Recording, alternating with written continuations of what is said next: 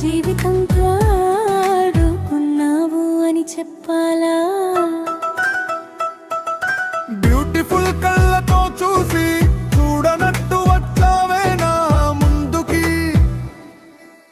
కోకిలలాగా మాట్లాడుతూ చిట్టి పొట్టి అడుగులు వేస్తూ వెళ్ళిపోతే నిన్ను చూస్తూ బొమ్మలాగా ఉండిపోయానే.